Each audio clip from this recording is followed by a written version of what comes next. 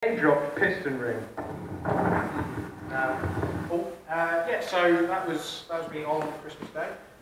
This is also the very high-tech way that I get all of my moving footage, which is just by riding one-handed.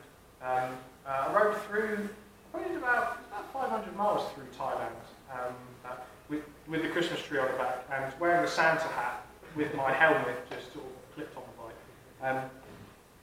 The laws in Southeast Asian countries are somewhat open to interpretation, but the general rule is if you're a local who's like doing like a little trip, you don't have to wear a helmet. If you're a local on a big bike and it looks like you're going to be doing some distance, then you basically have to wear one. And if you're foreign, then you have to follow the law and you have to definitely wear one. There are a couple of military checkpoints set up, which you have to ride through. She'd see him in the distance, she'd stop, take off the Santa hat, put on the helmet and go through. And one of them I didn't spot until I ended up in a single file traffic. And it was like, I can't do anything now because they've seen me. And I was like, here we go. I've got to drive past, all of the police and the military wearing a Santa hat. So, massive red Christmas tree on that. It really isn't going to go well. And as I got up to them, they've all got like the loaded AK-47s. Just as I get up to them, they just wave me past and go, "Merry Christmas!" That's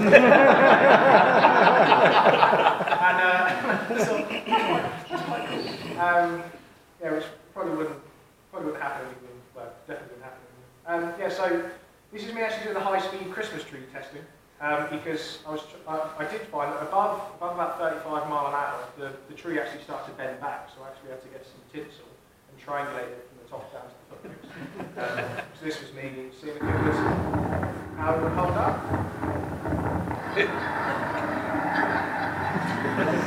And it did.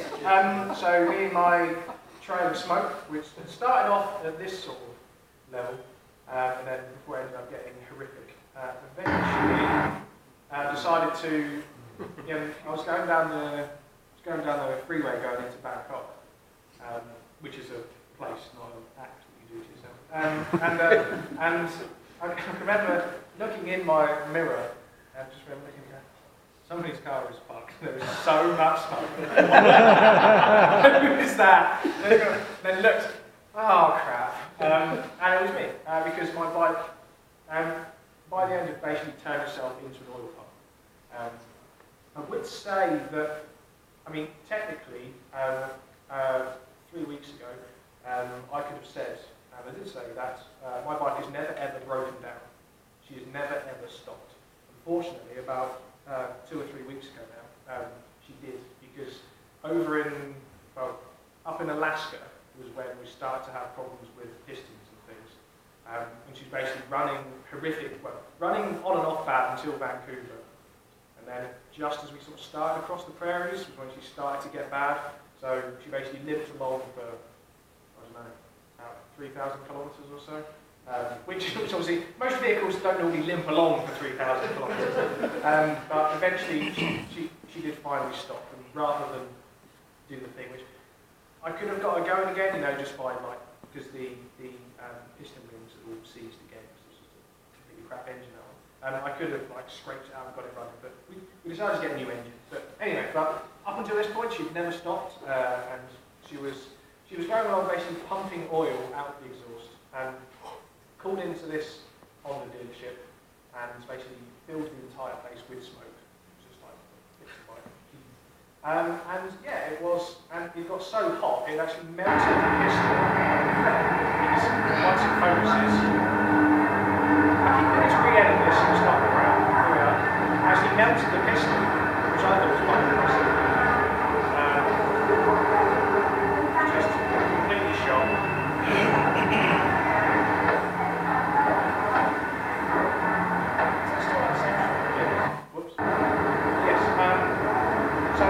This was me sat inside the Honda dealership, looking out at them fixing my motorcycle, getting a little concerned. Chicken. It's lunch. Yes, there is a chicken, which is in the Honda dealership.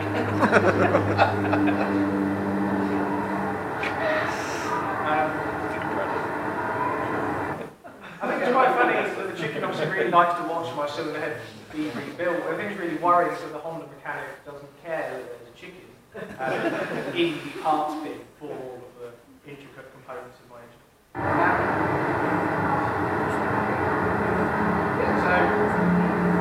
So Thailand, and eventually, and it took them, so it took them 2.5 hours to do the engine rebuild.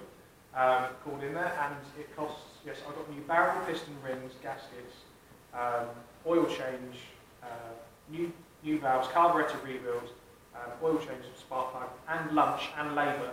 And it took them 2.5 hours and cost me $40 to get all of this done. And it was another one of those moments that was like, Jesus, this bike is actually not a bad choice in order to ride around the world. Because, and also, forgot to mention, being quite sort of disjointed with the presentation, more than normal, I apologise. And the reason this had happened was because about 100 kilometres previous, I got an oil change. As the guy was putting the new oil in the bike, I stopped him and I was like, stop, like, what is that? Like, that oil doesn't look like oil. And he was going, no, it's a special tropical country oil. I said, oh my, special tropical country oil. Turned out to be brake fluid. Which was why, and so it gave the piston just enough lubrication to move, but not enough to stop it heating up, which is why it actually managed to melt but still function, because it could, so somebody filled my engine up with brake fluid, and it only cost me $40 to get a complete engine rebuild. So this is it.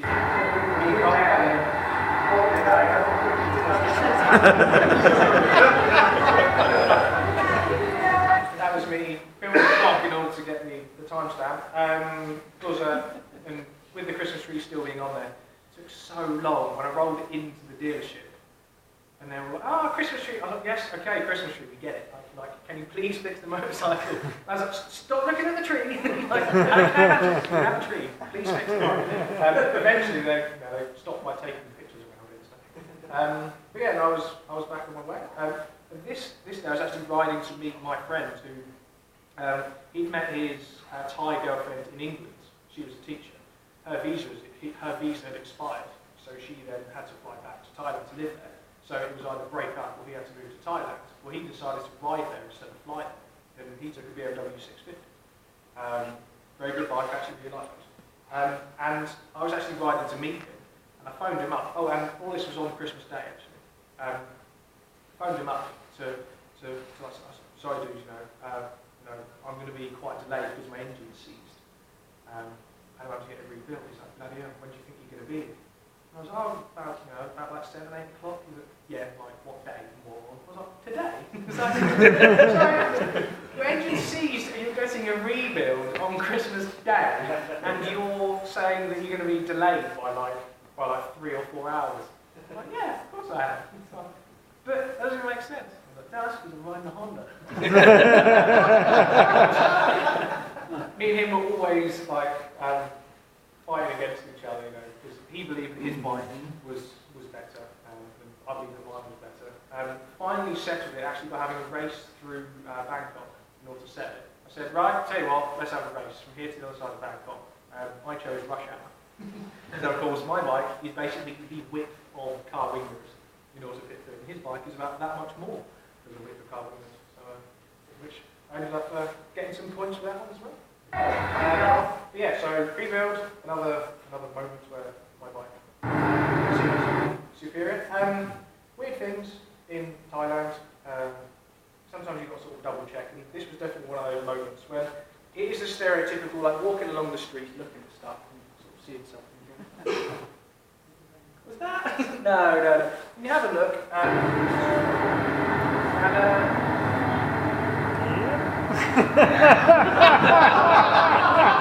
Did not see that coming. I'm going to have to remember that. And it's just sort of those brilliant moments when you're sort of thinking, like, I'd love to know why this man is painting Adolf Hitler. Because you think, I wonder if he knows who Adolf Hitler is, or I wonder if someone's commissioned him to do this painting. And it'd be really funny if the guy who commissioned him doesn't know who Adolf Hitler is. So he's got this like really, this guy looks cool. For some reason, going to find out who it is. Very, very talented. But yeah, just bizarre. Southeast Asia is amazing things like that. Yes, this is actually a Cambodian petrol station. So you pull up at the side of the road. It's a very good system where you basically say to them, in terms of how many fingers, how much fuel you want, and basically in terms of litres. So if you say 2, then they give you a 2-litre Fanta bottle full of petrol. Works really well. They leave them baking out in the sun all day.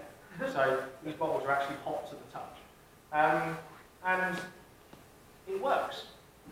It's actually like a really good way of stopping all plastic bottles, just ending up going into landfill and things. And it's another one of those things, where all the signs at the petrol stations in like Europe and over here, warning, it is illegal to put fuel in anything other than an authorised container because it's unsafe. Because I'm seeing thousands of litres held in Fanta bottles, and they seem to be doing it quite well. But yeah, just like this. This is actually a school bus, and the thing which I do find amazing though is every single school child was dressed immaculately. All of their white shirts were absolutely pristine, far whiter than any of the clothes that I was wearing, which I thought was quite good. But lots of people talk in terms of like carbon footprint, and miles per gallon, and how many miles per gallon does the average school bus use? Definitely more than this, because this has got worked out. If you have like 10 school children that way and 4 that way, then that's at least 40 school children on this one bus. Of course, it isn't a bus; it's a motorcycle, which I think is brilliant. So, in terms of miles per gallon, you're going to get 40 children on one motorcycle.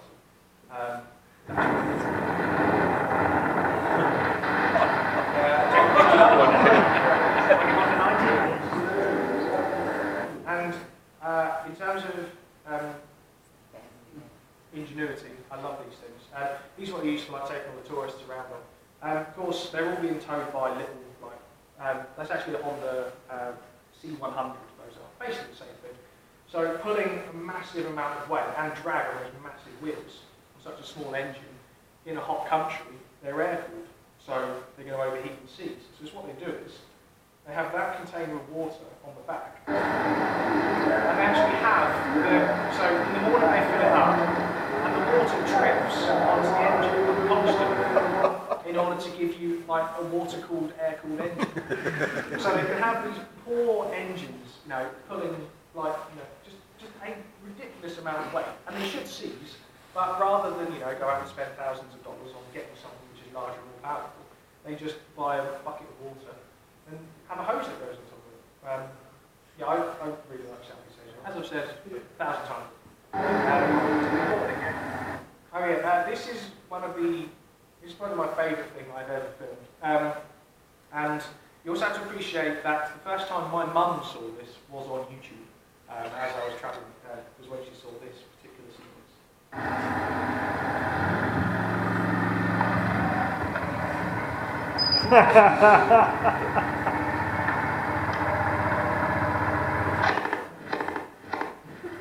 Yeah.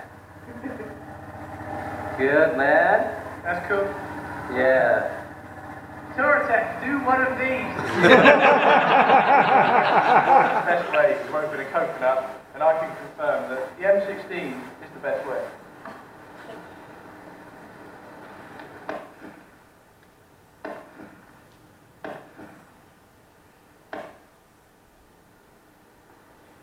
I also didn't appreciate in this bit just how close the barrel is to my wing mirrors. Until I watched it back afterwards going, oh, that could have gone very well.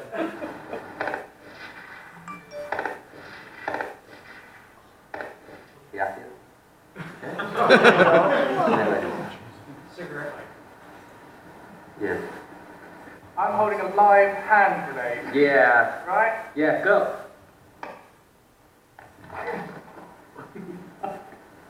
Oh, yeah.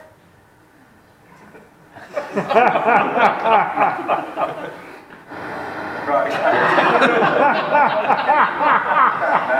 That should be okay. Yeah.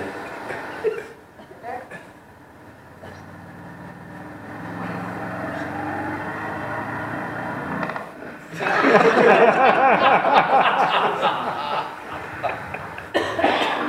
one thing which I'm actually really happy with is in my film, which all of this is in, except edited much better, not by a rambling idiot like at the moment, is, well, it's narrated by me, but wasn't rambling so much. I actually had me riding off into the sunset to the Take My Breath Away song out of Top Gun. So I was sort of going off and it fades out. Bam, bam, bam, bam, bam. Yeah, I was, I often get asked, how do you get to this situation? And this was actually with the Cambodian army. It took me about, probably took about 2 hours of sort of gentle persuasion in order to get to the sort of final sequence. I went to a shooting range which was in the capital city of Cambodia, which is Phnom Penh, and went to the firing range, and it's absolutely brilliant. You go in there, and they had what was called the Happy Club gun menu, and it's like a really poor quality laminated Indian takeaway menu. You open it up, and it's like M16, $30. Like, go through this, and then you got like RPG, $300. Okay, and the RPG was $300, and for $200 you could actually buy a cow to shoot with the RPG.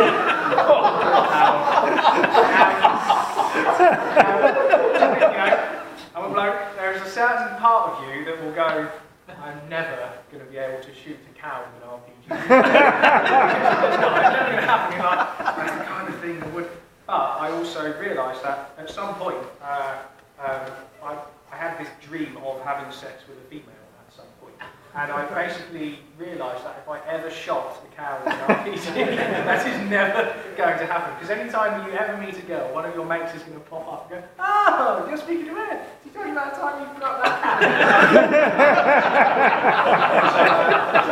So in the end, I decided to stick to coconuts, just small arms, apart from the hand grenades. Yeah, basically said to him, I was like, I want to, I was saying to him, I was like, how do you fire the RPG in the shooting range? Because what's the problem with firing an RPG at a shooting range is you don't have a shooting range by the end of it, you have a hole. And it's like, you have to take it up to the mountains, and then you go and fire the RPG at the mountains, where they told me nobody did, and I never really discovered. But I was like, oh wicked, I'd like to fire the guns in the mountains next to my motorcycle. No, you can't do it, you can't do it. So, well, why not? You can fire the, explosives. Why can't you fire the bullets? And in the end, eventually, they said, it's because there isn't the profit margin in the bullets, whereas there is in the RPG. Because we've got to get the army to come and pick you up, take you off to the mountains, bribe the guy at the arms cash, get the guns, do all sorts of stuff. And I was like, oh, so it's about money. Oh, yeah, of course it's about money. This is Southeast Asia. I was like, is it? And I was like, oh, how much do I have to spend to fire the machine guns then? And it was, $300. I was like, well, yeah, okay, I guess, it's a bit much, and it was like several days' budget, but it did mean that I ended up with this ridiculous scenario. And said, right, I'd like to fire the guns stood next to my motorcycle with somebody filming. Can we do that? Oh, yeah, of course you can do that. So then you go up and speak to the guy, you run through the safety, and and you make him feel really safe. So you're always asking about the safety, and you always deliberately keep it pointed at the floor and things, so you build up his trust. So you fire it next to the bike. He said, oh, can I fire it sat on the bike? He's like, yeah, okay. And I said, right, okay, can I ride into shop with the gun on safety, turn it off safety, and then fire the gun? So I'm never riding it on. He's like, oh yeah, okay. You do all these things until eventually is the question, right, I need you to film me side on while I give the camera a cheeky nod and then ride off away from you firing live ammunition fully automatic while guiding one-handed. Because it's going to be really cool. And he was like, oh yeah, go on then. And yeah, so that was how I ended up with this ridiculous footage. And a load of broken coconuts. And yeah, so that was my first trip through Cambodia. What I did discover though, and I hinted at before, was the border crossings other than America and Canada actually work differently, and that's that where you have two countries, for instance Cambodia and Vietnam, you leave Cambodia, so you go to Cambodian customs and you stamp out and you stamp your bike out and you go into no man's land, and then you go to Vietnam customs and you stamp it and your bike gets stamped in. It was all going very well. I left Vietnam, I left Cambodia, my bike left Cambodia, I got my single entry visa stamped into Vietnam, and then they went, no, you can't bring your bike in. And I was like, why? It doesn't make any sense. And I'm like, because you can't bring a foreign bike in. And I'm like, yeah, but it's a Honda 90. They're like, yeah, it's foreign. And as I was talking to the guy, and I was like, look, there's a Honda 90, there's a Honda 90, there's a Honda... You are not going to notice one more. Like, you just really are. Not to mention, I have not travelled all the way from England to Malaysia and then ridden through to Vietnam for the purpose of the world's worst profit-making import scheme. You don't spend $2,000 to then leave your bike in Vietnam. This doesn't make sense. He was like, sorry, rules are rules. So I could only go forwards, and my bike could only go backwards. And there was actually nothing else that could be done. So I had to leave her in no man's land, which is the next moving piece of footage.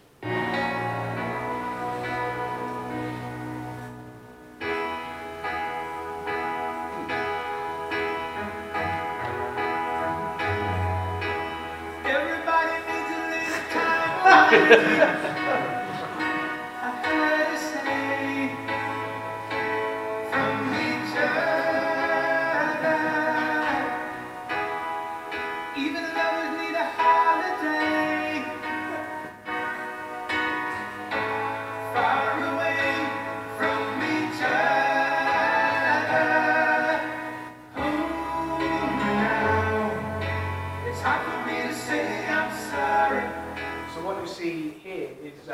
Basically, because I couldn't bring my bike into Vietnam, I took all of the luggage off my bike, including the plastic leg shields, because they got my stickers on, which kind of makes the bike.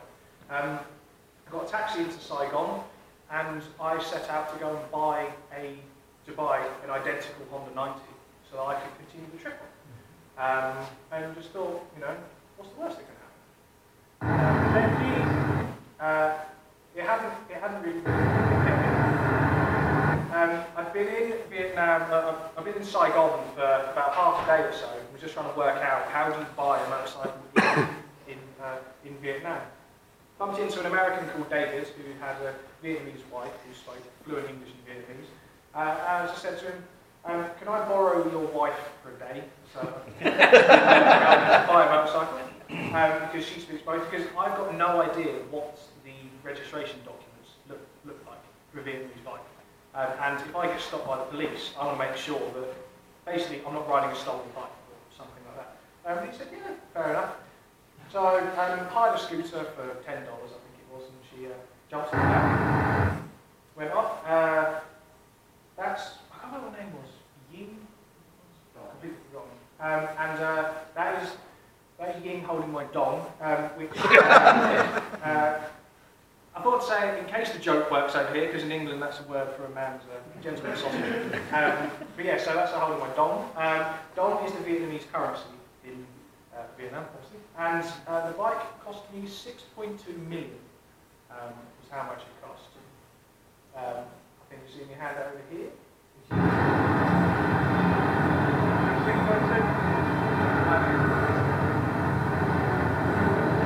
I was briefly a millionaire, but I'm not now. 6.2 million. Let the modifications commence. So that was my new Steed that I bought. 6.2 million dong was £200, so about $330 this complete motorcycle. Of course, it wasn't the same as mine because it didn't have the pieces on it. So Cheers. In the street, gradually, there we are. So just in the street outside the hotel, set about converting it and turning it into mine. Was that a new bike? No, it was made to look like a new bike, which is what I discovered very, very quickly, as it basically fell to pieces throughout the journey, which you'll be able to see get documented as I go through Vietnam. Took all the old parts off of the bike, sold them on the street for, I think I got about $20 for them, just so I was able to put my stuff on.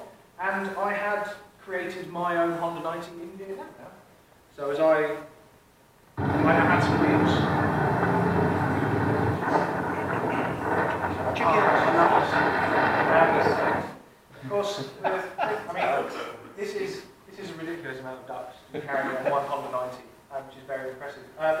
really like about this squid though is it's not the amount of ducks that are all here. It's the fact that he doesn't have quite enough ducks, so he's got another duck in between his legs, just balanced there. Yeah, I love self-example.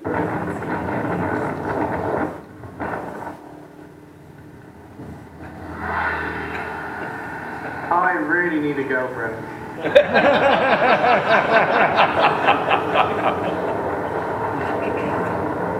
spent a lot of time alone, I think we said that.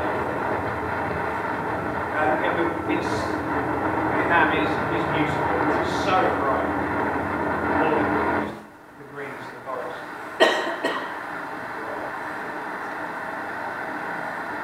Unfortunately, my camera's too rubbish to pick it out, but the distance that you sort of think it is from here to there, about twice that distance again, it carries on going down, and there's a city at the bottom. Just so high up, just absolutely beautiful. And the road eventually ends up going down there.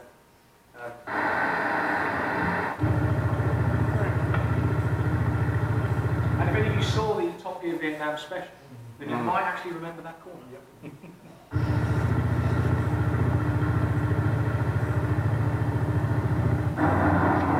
I'm not going to lie, I'm lying for a fantasy item. And this was, my mind very quickly decided he also wanted to start burning oil. Yeah, well, poor old Honda is smoking more and more, so I'm about to buy a full rebuild kit for her, which is barrel, piston, ring circuit. And it came to 220,000 for £6.80, is it actually? So just to recap, in case you didn't pick it up because the audio, this time the engine rebuild on this new Honda 90 cost me $10 this time.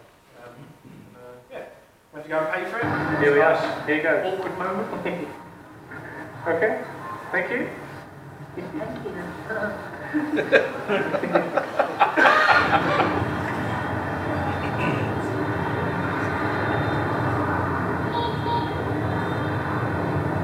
Decided to do the rebuild on the side of the road because every garage I went to basically kicked me out.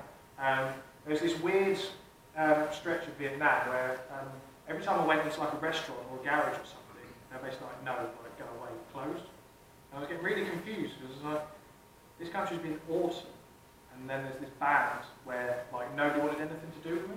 I never fully worked out why, but a lot of people were suggesting it was because in the Vietnam War, within reason, the people in the South were very sympathetic to the West, and the people in the North were very sympathetic to the communists.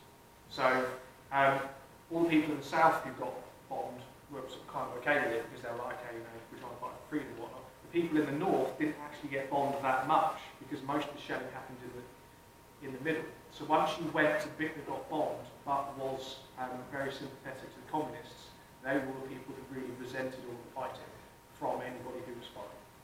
Was one theory, but it was only a period of like 1.5 days, then it went back to being awesome. So never really worked out why, but it didn't really concern me too much, because in terms of percentage, if 99.9% of people are awesome, I'm not going to let the 0.1% bring me down. So this was the engine. That's how much oil was burning. There's that bolt on the floor. And here, the thing I very quickly discovered was that this engine, this entire bike had been made out of parts that looked the best, but it didn't matter how bad they were. So within like 500 miles, the chain basically fell off. Everything was completely shot on it, including the engine. The thing that was really weird was that as I was undoing bolts, they were stripping the threads out of the engine, which really isn't the way that it should happen. And the problem was I couldn't get any replacement parts out in the middle of nowhere. These little Honda 90s, for some reason, just will not die. And there's lots of redundancy built into them. So any time a bolt came out and I couldn't put it back in, I would basically just not put it back in. And if oil came out of the hole, I would just super glue a coin over the hole. which remarkably worked. Which did the entire length of Vietnam with the cylinder head, because here, you can see that there's two head bolts this side. The two head bolts the other side have been sheared off, and I'm actually having the cylinder head held on by cable ties, which are going round to the and it's still going on. Occasionally there's like a horrific noise because the cylinder head is just flapping about like that. That coin there is part of the oil way, but it also holds a plate on the other side, so that I took glue on. I eventually sold the bike, but I made sure that the person I sold the bike to, I pointed at every single thing that was knackered, and he was fine with it. I think. But yeah, so this is probably my favourite moment of the entire trip. In the film, this has actually been edited down quite a bit shorter because it's a little bit drawn out here, but I think it needs to be this long in order to truly get the situation. But driving through the north of Vietnam, it had been raining for days, and then as I was stopped to the side of the road, going for a pee, just finished, and all of a sudden this little old lady appeared there, grabbed me by the arm, dragged me across the road, and sat me down in her courtyard. I thought I was going to be like told off for like peeing in public or something, but it turns out that it was actually very close to Chinese New Year. So she sat me down. I couldn't really work out what was going on until she started coming out with little sort of trays of like sort of seeds and nuts and sweets in there, hot water, and various sort of drinks and things. And I thought, well, you know, I'll go with the flow. So I just decided to set the camera up on a little tripod which I had and set a recording video. This is the other thing I really like about these cameras, is people will always think that this is a point and shoot stills camera. They'll never realise that it can record video.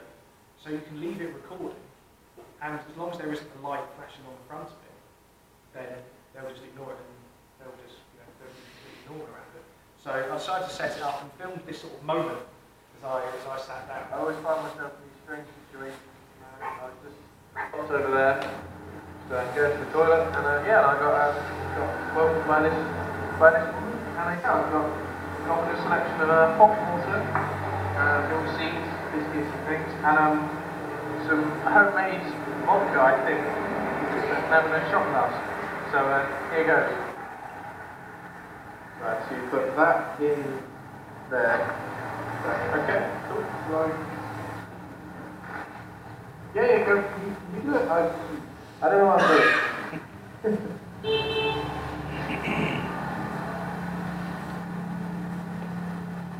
England doesn't know how to make tea. I didn't know what it was. That eventually I discovered was homemade whiskey, which was kept in a second-hand lemonade bottle. Cheers. Happy New Year. Oh, also, her glass is empty. Fully appreciate. You were looking for a girlfriend.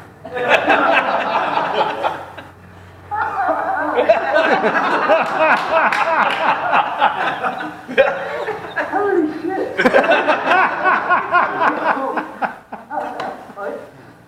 Whoa. Oh, wait a minute.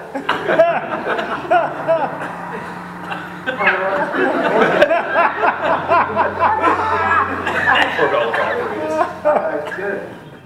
Oh, what is that?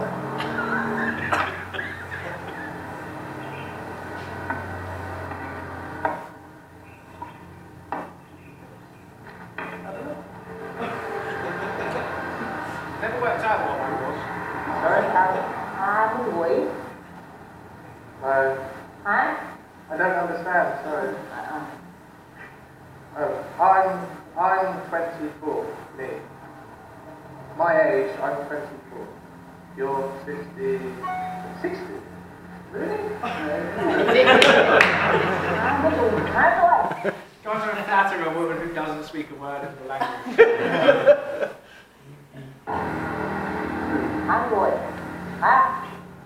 I don't understand, sorry. Did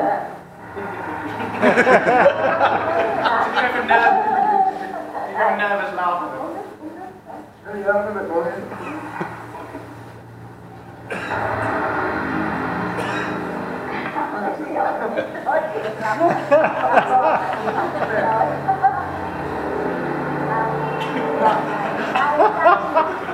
Oh, not again.